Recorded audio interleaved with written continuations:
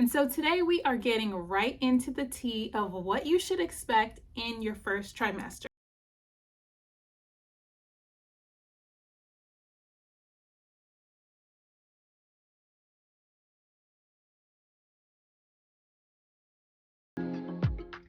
Hi lovelies, welcome back. We are talking about weird symptoms plus some do's and don'ts of the first trimester. My name is Lavi Re. I'm a postpartum doula and holistic health coach, and I love talking all things health, wellness, babies, and doula business. And so today we are getting right into the tea of what you should expect in your first trimester. And I'm going to start with the boobies. Now your breasts are going to begin swelling, they may be tender, but one thing you're going to notice is that your areola may largen and darken. And this is because your nursing baby needs to see what's going on. They don't have really good eyesight. So you're gonna have some changes in your breast, and you might develop these little small white bumps called Montgomery tubercles. And those are just in preparation for breastfeeding. So one thing you wanna do is go ahead and get a really good supportive bra that's gonna be with you for a little while as your breasts grow and as they change. One thing you don't want to do is ignore any unusual lumps or bumps that's going on your breast. So you want to be mindful that everything is normal. And if there's anything a little abnormal that you don't know about, that you don't recognize, go ahead and contact your OB-GYN or your midwife and just clear your mind of any worries. All right, now the second thing that you're going to want to do, the second thing is you may end up going to the bathroom a whole lot. Now this is in your first trimester, and this is throughout your pregnancy because baby is pressing down on your bladder. It's super uncomfortable, and it really is only going to get worse as your pregnancy continues. So just get ready for it. One thing you want to do though is drink plenty of water and empty your bladder regularly. So drinking water is not just good for your bladder, but of course it's good for your overall health. It's good for your baby and for your blood circulation, which we will get into shortly. But one thing you don't want to do is hold it for too long, because as frequently as you're going to need to go, it can get frustrating that you have to go so often, but you don't want to hold it because you can develop a urinary tract infection. So be mindful of that. Okay, weird thing number three. You are going through so many different changes in your body, like hormonal changes, that you may have a happy-go-lucky mood in one moment, and by lunchtime, you are down and depressed and really ready to strangle somebody. So you really want to understand that that's hormonal, similar to PMS symptoms. Your body is going through hormonal changes.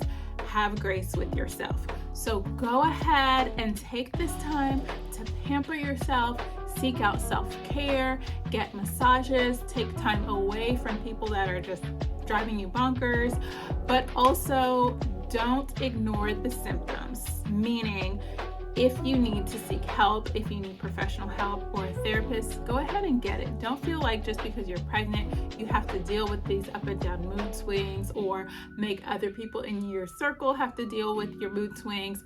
Go ahead and get the support and help that you need if you find that you need it.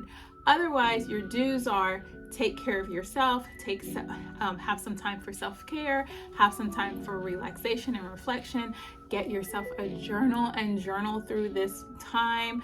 I do have a journal on my website, so go ahead and get yourself a pregnancy journal and work out your thoughts and everything that you're going through during this first trimester, because you are going to be going like this, trust me. The next thing is morning sickness.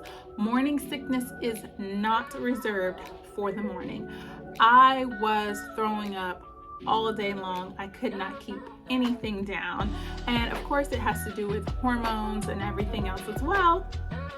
But what you want to do is make sure that you eat. Make sure you eat small, frequent meals. One thing that I had to do was juice and drink smoothies. Certain foods like lentils. Like, the smell of lentils made me so sick. I could not eat lentils for like 2 years after I gave birth. That's how bad it was. And so avoid those foods that are gonna make you sick, and drink smoothies, ginger, peppermint tea, things that will settle your stomach. Ginger snaps, I recommend that you go for those things. And do not keep an empty stomach, because actually an empty stomach can make you more nauseous. So do not stay hungry.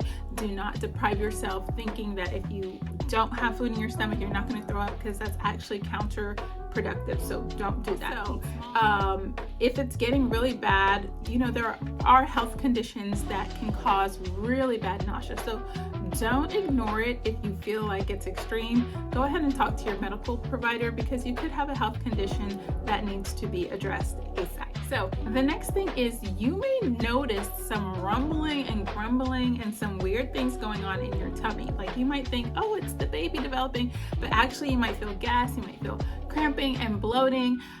There are higher levels of progesterone being produced right now, and so that is going to cause some expansion in your stomach, and gas and heartburn and digestive issues and all sorts of yuckiness. So one thing that you really want to do is eat a high fiber diet. So we're talking about lots of roughage, greens, potatoes, tomatoes, y'all know how the song goes. I'm not gonna say it right now. But eating a high fiber diet, drinking lots of water, and getting exercise are gonna be essential for making sure that your food is digesting properly, you don't have pain, upset stomach, and heartburn. And one thing that you don't want to do is eat those foods that are causing you trouble. So stop eating foods that are giving you heartburn, stop eating foods that are slowing you down and making you sluggish, and start eating really healthy plant-based foods that are either raw or lightly steamed, so that they can move everything along in your digestive system and you're not disturbing your partner at night. You know what I'm talking about. Okay, the next thing we want to talk about is fatigue. Oh my goodness, the first trimester is going to wear you out. I do not know why, but in the second trimester, you're going to get all your energy back and you're going to be going and going and going.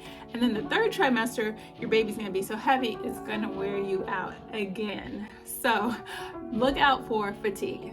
Make sure that you get rest. Prioritize your sleep, 8 hours per night, ideally. If you can't do that, start practicing taking naps, because once your baby gets here, you're gonna wanna take naps.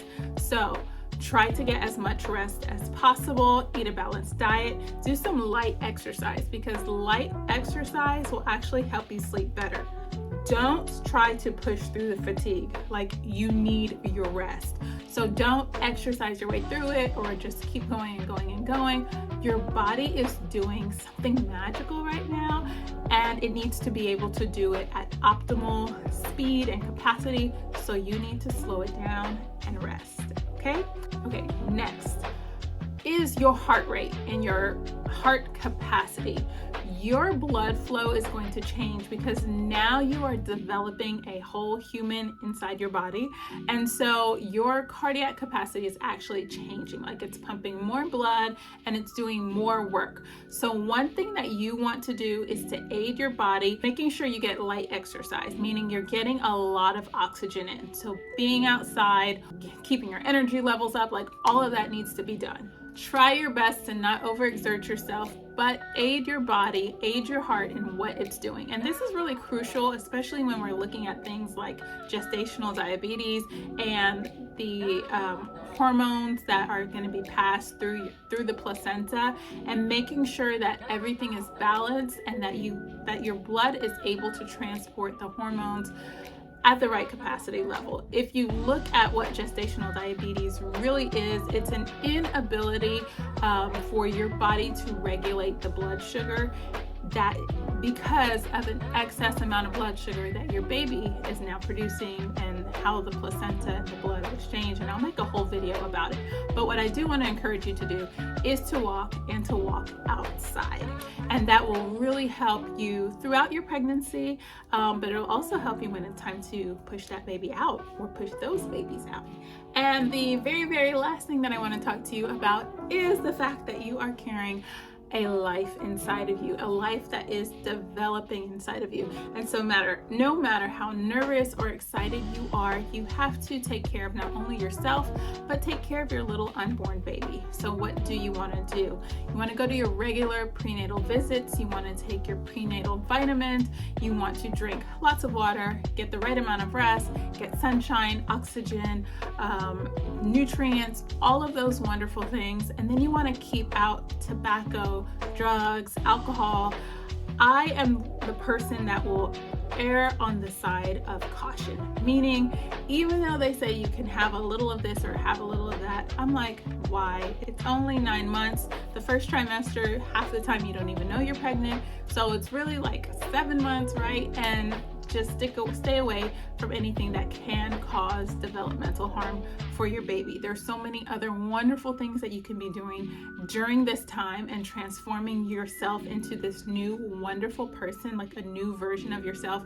Imagine that you're going into a cocoon, and when your baby is born, you are born as a new person and a great version of yourself. If you're not already the greatest version of yourself, start working on that instead of focusing on anything negative that you might be experiencing right now, because it happens. We get depressed, or it might not be the right time, but I encourage you to take this time to nurture a new you. And when you and your baby are born, you will have a wonderful, magical time that you will look back on and cherish forever. Trust me, I'm not making this up. So thank you so much for bearing with me through this video. And if there are any questions that you have, if there are any topics you'd like me to cover, let me know in the comments. I do read the few comments that I get. Like and subscribe this video and help me get out there and put out content that you really want to see. Okay.